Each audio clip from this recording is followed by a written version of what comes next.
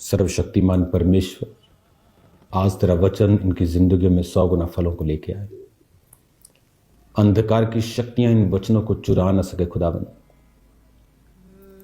अपने शरीरों के ऊपर हाथ रखो राइट नाउ,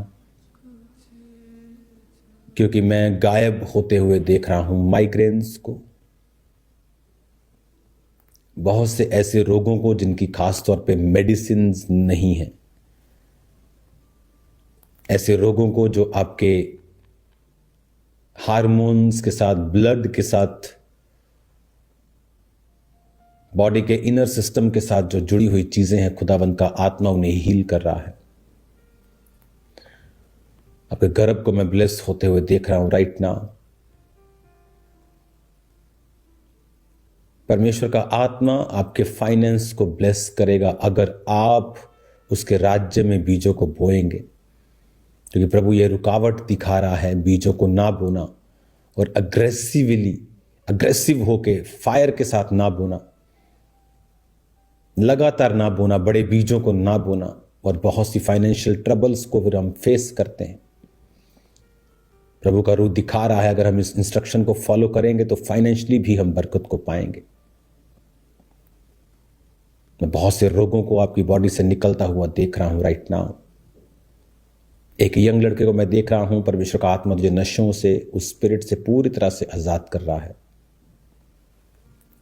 तेरी लाइफ में नशा इस तरह से रहता है कि एक नशा मेजरली रहता है कि अगर शराब पीता है तो तू शराब ही पीता है, दूसरा नशा कम करता है। इस तरह से तू दूसरा करता है तो वो ज्यादा करने लगता है, और ये बंधन से परमेश्वर का आत्मा तुझे आजाद कर रहा है। एक सिस्टर को मैं देख रहा हूं, वॉमिटिंग्स तेरे को रहती है, और सिर्फ स्टमक के कारण नहीं है, ये और भी रीजंस है। फूड पाइप एक रीजन है, एसिड्स राइट अमाउंट में नहीं है और चीजें बदल रही हैं, ये वजह भी है। और मैं तुझे हील होता हुआ देख रहा हूं राइट नाउ। डिप्रेशन को मैं निकलता हुआ देख रहा हूं, डिप्रेशन के अटैक्स को कम होता हुआ देख रहा हूं। एक दाढ़ी वाले व्यक्ति के ऊपर खुदा का रूह तुम्हें छू रहा है, टच कर रहा है और आजाद कर रहा है। तुम जल्दी गवाही के साथ वापस आने वाले हो। अगले संडे मैं तुम्हारी गवाहियों को सुनूंगा जो आज मैं तुम्हारे ऊपर प्रार्थना कर रहा हूं। एक भाई को मैंने देखा है, गर्दन जकड़े हुए, गर्दन पे वो लगा के रखता है पटा। खुदावंद का आत्मा उस कॉलर से तुझे फ्री कर रहा है, पूरी तरह से तुझे आजाद कर रहा है। मैं तुझे हील होता हुआ देख रहा हूं राइट नाउ। मैं कमांड करता हूं हर एक दुष्ट आत्मा को, तुम्हारे जीवनों को वो छोड़ कर जाए। हर तरह का गंदा आत्मा कमांड करो से out in the name of Jesus. तुम्हारी बॉडी से, ब्लड से, हड्डियों से out in the mighty name of Jesus. तुम्हारे जीवनों से, तुम्हारी फाइनेंस से, लाइफ से, बच्चों से, हड्डियों से, मांसपेशियों से out in the mighty name of Jesus Christ. B free in the name of Jesus. मैं तुम्हें वॉमिटिंग आते हुए देख रहा हूं, तुम्हें फ्री होता हुआ देख रहा हूं in the mighty name of Jesus. Holi ghost fire, Holy Ghost fire in the name of Jesus. Fire, fire, fire, fire, fire in the name of Jesus Christ. सब प्रकार के रोग और बीमारियां तुम्हें छोड़ के जाएं। सब प्रकार की दुष्ट आत्माएं out in the mighty name of Jesus Christ. Addiction देख रहा हूं तुम्हें, सोशल मीडिया एडिक्ट हो चुके हो तुम। लड़की है ये, बहुत ज्यादा एडिक्शन में है। रात के 3 बजे, सुबह 4 AM तक, 4 AM तक कॉन्टिन्यूटी में तुम इंटरनेट के ऊपर हो और बिना कोई काम। तुम्हारा शरीर तंदुरुस्त नहीं है, परमेश्वर का आत्मा तुम्हें डिलीवर कर रहा है। तुम्हारी प्रार्थना की जिंदगी आज से सेम ना होगी। तुम आजाद हो, मैं तुम्हें फ्री घोषित करता हूं प्रभु यीशु मसीह के नाम में। आमीन, आमीन, आमीन। आपकी गवाहियों को मैं सुनूंगा जल्दी। अभी भी आप दे सकते हैं अपनी गवाही को, क्योंकि मैंने आपकी लाइफ में काम होते हुए आज देखा है। अपनी कुर्सी पर बैठ जाओ, अपने हाथों को उठाओ और कहो, परमेश्वर आज जो कुछ मैं सुनूं फलों को लेके आऊं। तेरा लहू बड़ा कीमती है प्रभु, तेरा लहू बड़ा कीमती है। तेरा लहू बड़ा कीमती है प्रभु, तेरा लहू बड़ा कीमती है। क्योंकि उस लहू में वो ताकत है जिससे हम पाते हैं छुटकारा। क्योंकि उस लहू में वो ताकत है जिससे हम पाते हैं छुटकारा। तेरा लहू बड़ा कीमती है प्रभु, तेरा लहू बड़ा कीमती है। अपनी बाइबल को उठाओ, कहो परमेश्वर तेरे लहू की हम जय जयकार करते हैं। तेरे लहू की ताकत से आज मैं आजाद हूं। पिता मैं अनुग्रह मांगता हूं और आगे बढ़ने का। आज जो कुछ मैं सुनूं फलों को लाऊं, इन जीसस नेम, आमीन आमीन। God bless you all. Congratulation आज की मीटिंग के लिए।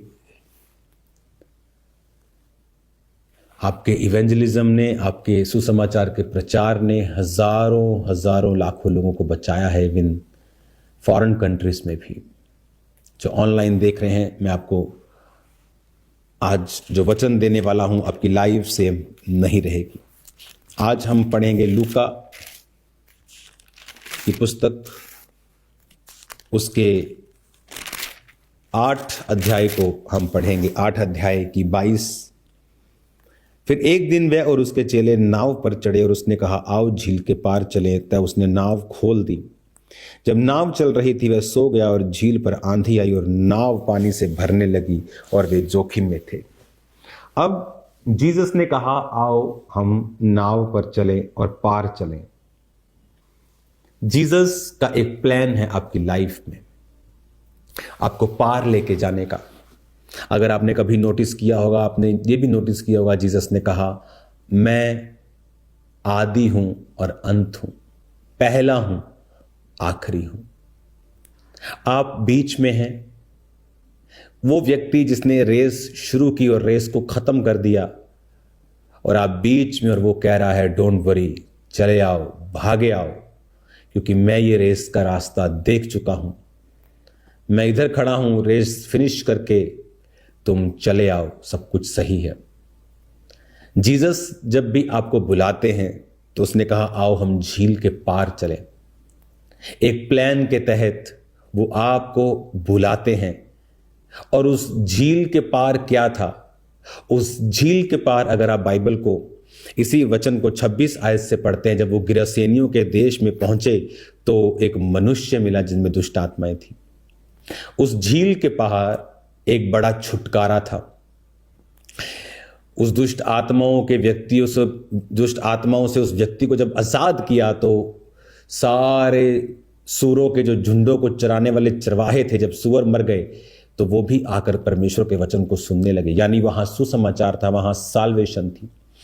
झील के पार क्या था? वहां डिलीवरेंस थी शैतान से। झील के पार क्या था? वहां हीलिंग थी, अमेजिंग काम थे, टेस्टिमनीज थी। जब परमेश्वर ने उसको चंगा किया तो कहा, जा और लोगों को बता परमेश्वर ने तेरे लिए कैसे बड़े बड़े कार्य किए हैं। जब वो प्रभु को बोला, प्रभु मुझे भी अपने साथ आने दे। झील के पार गवाहियां थी, झील के पार डिलीवरेंस थी, झील के पार अमेजिंग साल्वेशंस थी। तो जीसस ने कहा, आओ हम झील के पार चलें। पर रास्ते में क्या हुआ? जब नाव चल रही थी वो सो गया और झील पर आंधी आई। जब आपको परमेश्वर बुलाता है, भविष्यवाणी होती, प्रभु तुझे ब्लेस करना चाहता है, वो तुझे आगे इस लेवल पे लेके जाएगा। जब आप उस नाव पे सवार हो जाते हैं तो लिखा वो सो गया। फिर एक समय आता है एक विश्वासी की लाइफ में जब लगता है कि जीसस मेरी लाइफ में सो चुका है, परमेश्वर मेरी लाइफ में सो चुका है। वो मेरी किसी प्रार्थना का उत्तर नहीं दे रहा है, वो मेरी किसी प्रेयर का जवाब नहीं दे रहा है, मेरी सब प्रार्थनाएं अनआंसर्ड लग रही हैं। साइलेंट टाइम आ चुका है लाइफ में। बट किसने कहा था पार चलें? खुद जीसस ने। मेरी लाइफ में किसने कहा था? परमेश्वर ने कहा था मैं तुझे चंगा करूंगा, मैं तुझे इस्तेमाल करूंगा। जब मैं नाव पर सवार हो गया और अपना जीवन प्रभु को दे दिया, आप नहीं जानते फिर कितने साल मुझे ऐसा लगा कि परमेश्वर मेरी प्रार्थना को सुन नहीं रहा, वो सो चुका है, वो है ही नहीं। फिर भी मैं प्रार्थना नहीं छोड़ता था, वचन नहीं छोड़ता था, चर्च नहीं छोड़ता था, बाइबल नहीं छोड़ता था, फास्टिंग बहुत करता था। क्योंकि जब आप उस योजना में बैठ जाते हैं, उस सवारी जब उस नाव में बैठ जाती है, लिखा जीसस क्राइस्ट सो गए, ये इंटेंशनली था।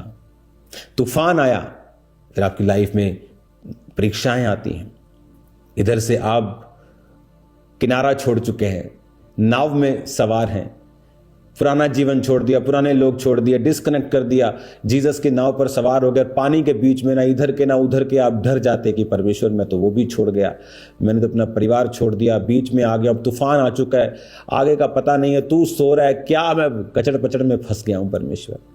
आप ऐसा करते हैं कई बार, मैं भी ऐसा करता था बहुत बार, क्या मेरा बनेगा, मैंने दोस्त छोड़ दिए, मैंने फैमिली मैंने नाराज कर ली, रिश्तेदार नाराज कर लिए, जीसस की नाव पर सवार हो गया, वहां पर भी तूफान आ रहे हैं, जीसस सो रहा है, कुछ समझ नहीं आ रहा क्या हो रहा है मेरी लाइफ में। बट बाइबल कहती है जीसस उठे, उन्होंने जगाया और कहा स्वामी स्वामी हम नाश हुए जाते हैं। तब उसने उठकर आंधी और पानी को और लहरों को डांटा और वो थम गए और चैन हो गया। और जीसस ने कहा तुम्हारा विश्वास कहां था कि तुमने देखा मैंने लोगों को आंखें दी, तुमने देखा मैंने लोगों को कैंसर से आजाद किया, तुमने देखा मैंने लोगों को बेबीज दिए, बच्चे दिए, आशीषित किया, उनकी जिंदगी में काम किया।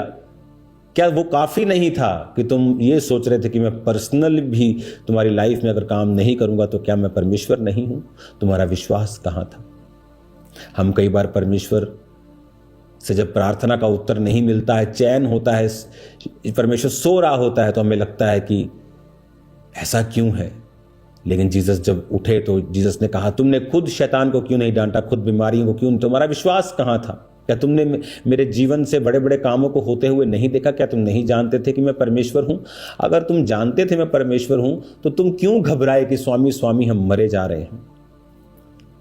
जब मैं सो रहा था, तो जब मैं साइलेंट था, तब तुम क्यों घबराए? और यही हाल विश्वासियों का होता है। जब इधर से वो परमेश्वर में आ चुके होते हैं, आगे बढ़ गए होते हैं, और जब परीक्षाएं आती हैं, सताव आता है, तो हम सोचते हैं कि उधर परमेश्वर जवाब नहीं दे रहा, इधर से मैं पीछे किनारा छोड़ चुका हूं, मैं तो फंस गया हूं। बट आप फंसे नहीं। जीसस ने कहा तुम्हारा विश्वास कहां है? जो परमेश्वर आज कैंसर ठीक कर रहा है, जो परमेश्वर आज असाध्य असंभव चीजों को आपकी लाइफ में कंप्लीट कर रहा है, वो कहता मैं उस नाव में, उस तूफान में भी तेरे साथ हूं। और क्या हुआ अगर वो चेले वापस चले जाते? जीसस सो रहे हैं, सोचते हैं कि यीशु मसीह को उठाने की जरूरत नहीं, तूफान बहुत है, चलो वापस चलते हैं। जब जीसस ने कहा है आओ पार चलें, देन आप बैक नहीं जा सकते, आप पीछे नहीं जा सकते। प्रभु ने कहा जो अपना हाथ हल पर रखकर पीछे देखे वो मेरे योग्य नहीं। एक चक्की में दो औरतें दाने पीसती होंगी, एक उठा ली जाएगी और एक छोड़ दी जाएगी। जिसका हाथ दानों में है, संसार में है, वो छोड़ दी जाएगी, जो पूरी तरह से पीसने पे है वो उठा ली जाएगी। परमेश्वर ने कहा कि जब आप परमेश्वर के पीछे चल पड़े, अब विरोध हो गया, चलो वापस चलते हैं, चलो 4 संडे चर्च नहीं चलते, चलो भुआ नाराज हो गए, अब 4 संडे बाद चलेंगे, नाव वापस मोड़ ली। अगर वापस मोड़ ली, एक छुटकारा था जो नाव पार करके उन्होंने देखना था, एक महान छुटकारा। ऐसा व्यक्ति जिसको सांकलों से बांधा गया, संगल आप हाथी नहीं तोड़वा पाता, हाथी को भी बंधा हुआ देखोगे ना आप, तो संगल से बंधा होता, वो कोशिश करता है तोड़ने की, लेकिन संगल ज्यादा मजबूत होता है, तो इस एंगल से वो नहीं टूटता है।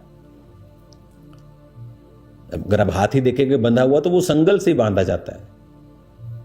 इमेजिन करो संगलों को तोड़ दे, सांकलों को, लोहे की सांकलों को तोड़ देता, कितनी पावर आ जाती होगी उसमें।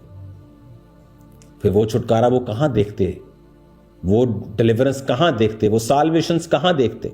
अगर मैं मुड़ गया होता अपने परिवार के विरोध के कारण, तो मेरे परिवार रिश्तेदारों में इतनी साल्वेशंस आई, वो मैं कहां देखता? मेरे अपनी जिंदगी में दुष्ट आत्मा से छुटकारा आया, फिर मैं कहां देखता? शैतान इसीलिए आपको ट्रबल देता है, डराता है, सताव करता है, विरोध करता है, क्योंकि वो जानता है कि आप छुटकारे की तरफ चल पड़े हैं और आगे चल के छुटकारा होगा, आगे चल के ब्लेसिंग्स होंगी, आगे चल के वो चीज़ें होंगी जो ह्यूमनली पॉसिबल नहीं, मेडिकली पॉसिबल, साइंटिफिकली पॉसिबल नहीं है, ह्यूमनली पॉसिबल नहीं है, इंसान उसे कुछ नहीं कर सकता है। अब आपने फैसला करना है। जब परमेश्वर ने आपको कहा है आओ पार चलें, तो रास्ते में जब तूफान आए, आंधी आए, तो अपने विश्वास को बनाए रखना है, पीछे नहीं जाना है, प्लान को चेंज नहीं करना है। There is no plan B in kingdom, only a plan है। खुदा के पास कोई प्लान बी नहीं। अगर ये फेल होगा तो मैं प्लान बी, अगर प्रभु ने आपको एक जगह पे खड़ा किया है तो वही उसका मास्टर प्लान है, प्लान बी कोई नहीं है उसका, कोई प्लान बी नहीं है परमेश्वर के पास। वो ए प्लान के तहत आपको लेके चलता है, आप आगे बढ़ते हैं, आप बरकत पाते हैं, आशीष पाते हैं, परमेश्वर का आत्मा आपकी लाइफ में कार्य करता है। हालेलुया। अब आपको इन बातों को समझना है, इन बातों पर ध्यान लगाना है, अपने विश्वास को जगा के रखना है। कैसे? बाइबल को पढ़ें, संगतियों को करें, प्रार्थना को करें, उपवास को करें, अपने विश्वास को बनाए रखें, अपने अंगीकार को बनाए रखें। सोचें कि जिस परमेश्वर ने इतने बड़े बड़े कार्य आपकी आंखों के सामने किए हैं, उसने आपको भी छोड़ा नहीं है। वो जानबूझ के साइलेंट है तुम्हारे विश्वास को चेक करने के लिए। उसने तुम्हें मरने के लिए नहीं छोड़ा है। हालेलुया।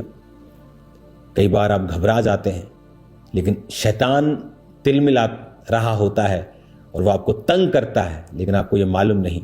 अगर आप स्पिरिचुअल आइज को ओपन करके देखेंगे तो फ्यूचर में एक बड़ा छुटकारा आपका इंतजार कर रहा है, और वो छुटकारा आपको जब मिलेगा तो देखो कितना काम हुआ। साल्वेशन है, आपके परिवारों में लोग बचेंगे, हीलिंग आपके जीवनों में, आपके परिवारों में हीलिंग्स होंगी, डिलीवरेंस आएगी, फाइनेंस में, कैरियर में, बहुत सारी चीजों में, और यह फल होगा परमेश्वर में आगे बढ़ने का। एक वायदा करें, आंखों को बंद करके मेरे साथ बोले, खुदावन आज से मैं सिर्फ आगे ही बढ़ूंगा, तेरी ओर देखूंगा और छुटकारे को पाऊंगा। अपने हाथों को उठाएं, मैं आपको ब्लेस घोषित करता हूं। आपकी जिंदगियां सेम न रहें, मैं आपको आशीषित करता हूं। प्रभु यीशु मसीह के पवित्र नाम में हम मांगते हैं, आमीन आमीन। Thank you Lord. अपने हाथों को उठाकर कुछ टेस्टिमनीज को हम सुनेंगे, वर्शिप को हम करेंगे, खुदावंद के नाम की महिमा करेंगे।